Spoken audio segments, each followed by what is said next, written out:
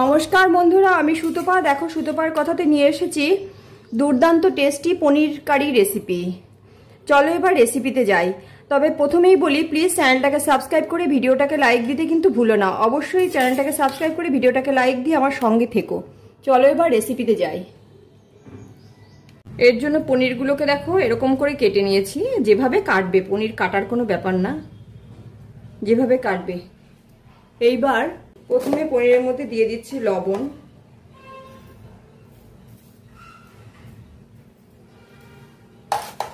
এবার দেব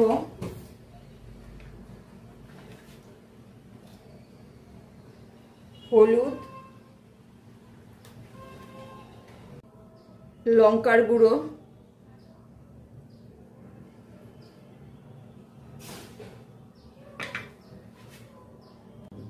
জিরের গুঁড়ো, আর একটু অল্প করে গোলমরিচের গুঁড়ো,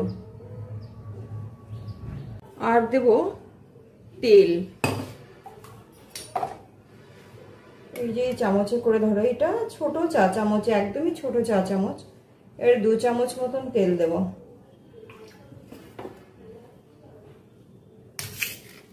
পনিরগুলোকে এরকম করে একটু নেড়ে চেড়ে মাখিয়ে নেব।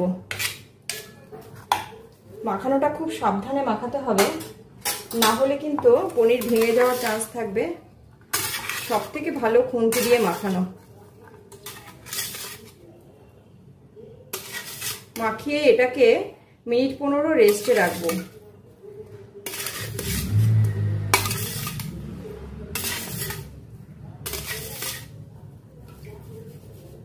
মিনিট 15 রেস্টে রাখলে না পুরো মশলাগুলো পনিরের সাথে খুব ভালোভাবে মিশে যাবে।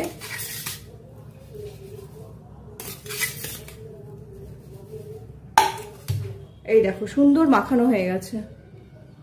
আর এই পনিরের জন্য আর নিয়েছি, এই দেখো আলু। আলুগুলোকেও এরকম ডুমো ডুমো করে কেটে নিয়েছি আমি। এই দেখো আর নিয়েছি কয়েকটা কাঁচা লঙ্কা কুচি, কুচিগলা ফুল, ওটা হচ্ছে চিড়ে দিয়েছি। আর একটা টমেটো দেব, টমেটোটা মিক্সিতে পেস্ট করে দেব। এই দেখে দেখো কড়াই বসিয়ে দিয়েছি। কড়াইতে তেল দিয়ে দিলাম, ওই 1.5 চা চামচ মতন তেল দিয়েছি। 1.5 চা চামচে 1 চা চামচই হবে। এর মধ্যে দিয়ে দিলাম আমি এবার এই আলুগুলো।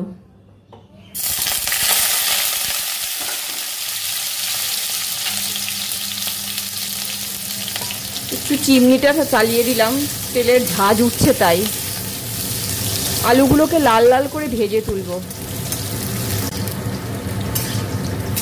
আর একটু হবে, এখনো হয়নি। আলুগুলো পুরো লাল লাল করে ভাজতে হবে। একটা বাদ রয়েছে, এই যে একটু আদা, 1 কোয়া মতন আদা নিয়েছি, এই আদাটা ঘষে দেব। আর এদিকে দেখো টমেটোটাকে কিন্তু আমি সুন্দর করে পেস্ট করে এনে রেখেছি একদম। আলুগুলো এই দেখো ভাজা হয়ে গেছে। আলু, কাঁচা লঙ্কা সবই ভাজা হয়ে গেছে। পুরো আলুগুলোকে পুরো তুলে নিলাম। কাঁচা লঙ্কা উঠে গেলেও ক্ষতি নেই, থাকলেও ক্ষতি নেই, আমি তুলেই নিলাম। এই তেলের মধ্যে এবার ফোড়নে দেব 2টো তেজপাতা আর এই যে জিরে। এইবার এই তেলের মধ্যে ফোড়নটা হয়ে গেলেই দেব এই যে পনিরগুলো। সব পনিরগুলো দেওয়ার সময় না একটু এরকম সাইড দিয়ে সব একটা একটা করে দিতে পারলে ভালো হয়। প্রত্যেকটা পনির ভাজা হতে হবে।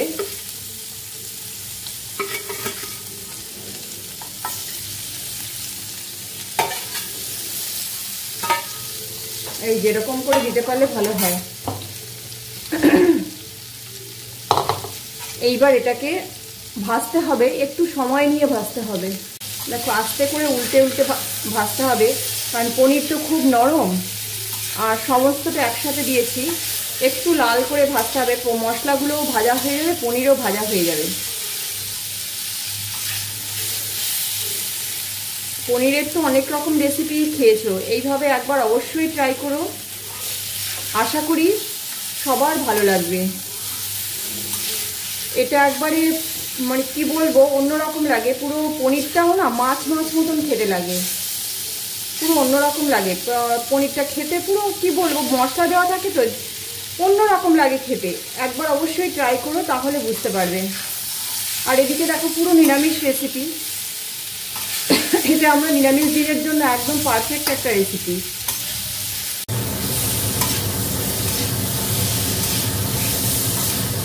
দেখো দারুণ ভাজা হয়েছে কিন্তু একদম লাল লাল, দেখো বোঝাই যাচ্ছে। এই দেখো পনিরগুলো লাল লাল হয়ে গেছে একেবারে। এবার আর নাড়া বন্ধ করা যাবে না, তাহলে তলা থেকে পোড়া ধরে উঠবে। মশলা যেহেতু আছে, গ্যাসটা কমিয়ে দিয়েছি আমি অলরেডি। এইবার এর মধ্যে দিয়ে দেব এই যে টমেটো পেস্ট যেটা করে রেখেছি সেটা।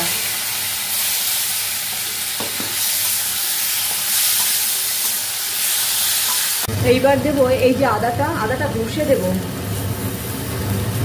একটু। মানে আদা ঘষার কারণ কি, একটুখানি বেশ দাঁতে বাজলে না ভালো লাগে। গ্যাসটা কমানো আছে সেই কারণে আমার কিছু হচ্ছে না এখন, মানে তলা দিয়ে পোড়া ধরার চান্স নেই আর। আদা ঘষে দিয়ে তারপরে গ্যাস বাড়াবো। এখানে আদাটা ঘষেই দিতে হবে। আদা পেস্ট করে দিলে ঘষা আদার যে টেস্ট, সেই টেস্টটা থাকে না।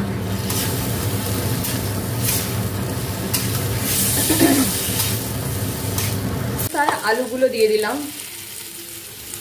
আর দিয়ে দেবো ওই টমেটো বাটার যে জার ধোয়া জল, সেই জার ধোয়া জলটা দিয়ে দিলাম। বাকি যা জল লাগবে সেটা দেব। এই যে দেখো জলটা একটু আমি ফোটাবো, তাই একটু বেশিই দেবো। আমি একটু ভালো করে না ফুটলে না আমার ভালো লাগে না। এবার এটাকে ঢাকা দিয়ে দেব, খুব ভালো করে এটা একটু ফুটবে। এটা ঢাকা দিয়ে এবার একটু ফোটাবো এটাকে। এই যে যেই ফুটে উঠেছে আমি ঢাকাটা খুলে দিয়েছি। এবার ঢাকা খুলেই এটাকে ভালো করে ফোটাবো। এখন আর ঢাকা দেবো না, এইভাবেই খুলে ফোটাবো আর একটু। এই যে দেখো ফুটে যখন এই অবস্থায় আসবে, খুব বেশিক্ষণ হয়নি ফুটেছে, কিন্তু এই অবস্থায় আসলে এটাতে এইটা হচ্ছে স্পেশাল জিনিস। এই যে গুঁড়ো দুধ দেখো, আলাদা করে গুলেও দিতে পারো, আমি আলাদা করে গুলে দেবো না, এর মধ্যেই এরম করে দিয়ে দেবো। এটা দুর্দান্ত টেস্ট এনে দেবে। এই বড় টেবিল চামচের 1 চামচ দিলাম, দুর্দান্ত টেস্ট আনবে এতে। একদম পনিরের যে কারিটা পুরো অন্যরকম হয়ে যাবে খেতে। আর দেবো একটু চিনিটা যার যার পরিমাণ মতন। আমি একটু দেবো, পনিরে একটু চিনি না হলে ভালো লাগে না। এই যে গুঁড়ো দুধটা দিলাম, এটা এটা গুলে যায়। এবার তোমাদের যদি না গোলে তাহলে পারে সেটা আলাদা করে গুলে দেওয়াই ভালো। একটুখানি ঝোল আলাদা তুলে নিয়ে তার মধ্যে গুলে দেওয়াই ভালো। এটা দেখো মোটামুটি রেডি হয়ে গেছে। আর একটু দেবো হচ্ছে গরম মশলার গুঁড়ো, সামান্য গরম মশলার গুঁড়ো দেবো।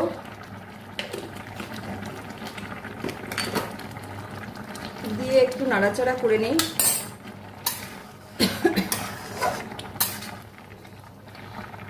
দুর্দান্ত লাগে খেতে, অবশ্যই ট্রাই করো আর আমাকে কমেন্টস করে জানিও। আর 1 চামচ দিলে, 1 চামচ না, হাফ চামচের একটু কম দিলাম ঘি। আর একটা জিনিসই আছে লাস্টে দেওয়া, আমরা কোথাও কোনো রেস্টুরেন্টে বলো কোথাও খেতে গেলে নিরামিষ রেসিপি যখন খাই পনিরের, তখন যে এক একটা রেসিপি দেখবে এক এক রকম টেস্ট আসে। কি করে আসে? এরকম ছোটোখাটো টিপস তারা ফলো করে, তাই এরকমই টেস্ট আসে। এটা দুর্দান্ত টেস্ট কিন্তু এই রেসিপিটার।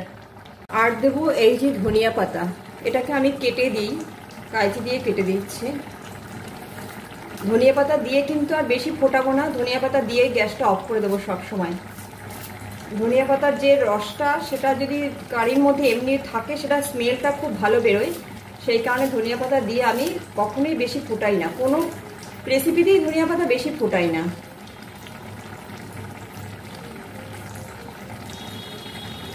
এই দেখো এটা পুরো টোটালি রেডি। আগে গ্যাসটা অফ করে নিই। গ্যাসটা অফ করে দিয়েছি, এটা নামিয়ে নেব। সিম্পল পনির কারি রেসিপি, একদম সমস্ত কিছু ঘরোয়া পদ্ধতিতে, এই ঘরোয়া জিনিস দিয়ে ঘরোয়া পদ্ধতিতে, কিন্তু রেস্টুরেন্টের টেস্টি, দুর্দান্ত টেস্টি পনির কারি রেসিপি। এই যে নামিয়ে নিয়েছি। এটা কিন্তু ভাত, রুটি, লুচি সমস্ত কিছুর সাথে, ফ্রাইড রাইস সব কিছুর সাথে ভালো লাগবে, সমস্ত কিছুর সাথে ভালো লাগবে। দারুণ টেস্টি পনির রেসিপিটা। অবশ্যই কমেন্টস করে কিন্তু জানিও আমি এটা কেমন করলাম।